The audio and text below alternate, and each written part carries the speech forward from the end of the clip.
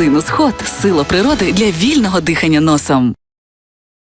Прем'єр-міністр Угорщини Віктор Орбан провів зустріч з майбутнім кандидатом на президентських виборах США від республіканців Дональдом Трампом в американському штаті Флорида. Про це повідомляє джерело. У заяві передвиборчої кампанії Трампа йдеться: вони обговорили широке коло питань, що стосується Угорщини та Сполучених Штатів. Зокрема, першорядну важливість міцних та безпечних кордонів для захисту суверенітету кожної країни. Угорський прем'єр у Twitter X висловив переконання, що тільки повернення Трампа в Білий дім може принести мир. Орбан у дописі зазначив наступне. Нам потрібні лідери у світі, яких поважають та які можуть принести мир.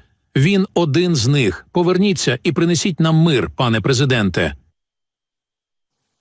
Водночас у своєму відео у Фейсбук прем'єр Угорщини заявив, що за президентства Трампа у 17-21 роках був мир на Близькому Сході, а також в Україні. За словами Орбана, зараз в Україні не було б війни, якби Трампа переобрали у 2020 році. Екс-президент США та невелика група близьких радників зустрілися з прем'єром Угорщини приблизно на годину в п'ятницю ввечері на курорті Трампа Мар-а-Лаго, повідомили CNN поінформовані джерела.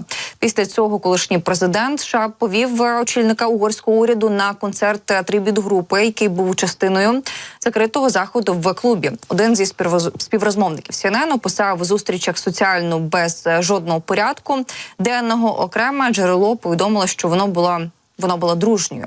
Як стверджує ще одне джерело, Орбан прагнув зустрічі з Трампом і планував перебувати в США окремо. Звісно, цю інформацію про перебування і, точніше, зустріч з Трампом Орбана, про це все пише видання Reuters. І також Росія вже готується до протистояння з НАТО у довгостроковій перспективі, хоча країна-агресорка виділила значні ресурси на війну в Україні. Вона також має запаси і для підготовки до конфронтації з Альянсом в регіоні Балтійського моря. Про це повідомляє Інститут вивчення війни, посилаючись на дані литовської розвідки. Як вказується, Росія перекинула сили та засоби зі своїх західних прикордонних районів в Україну. Через це Росія змушена все більше покладатися на повітряні та військово-морські можливості для стримування на східному фланзі НАТО.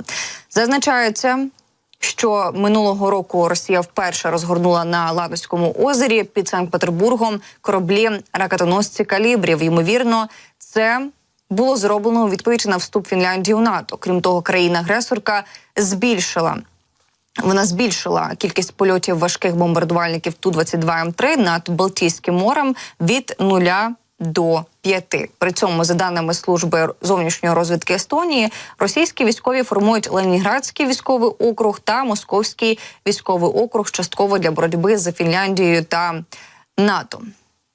І також з'явилася інформація в інтерв'ю в німецькому виданні, що глава МЗС Великої Британії Девід Кемерон сподівається, що Німеччина зробить висновки з інциденту, пов'язаного з перехопленням розмови офіцерів Бундесверу про можливе постачання ракет «Таурус» Україні. Кемерон сказав, що з таких випадків завжди можна винести уроки. Голова британської МЗС упевнений, що так і станеться. Він також наголосив, що Німеччина і Велика Британія є добрими друзями і партнерами.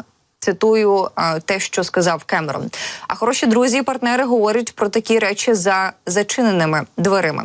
Нагадаю, що дійсно раніше міністр оборони Німеччини Боріс Пісторіус заявив, що розмова офіцерів Бундесверу була перехоплена після того, як один із учасників увійшов в систему через незахищену лінію з готельного номера в Сінгапурі.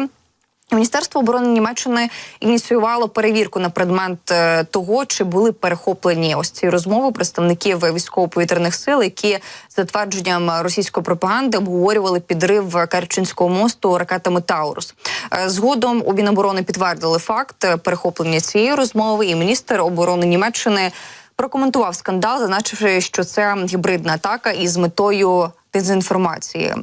Те, що хтось розпускає фейки.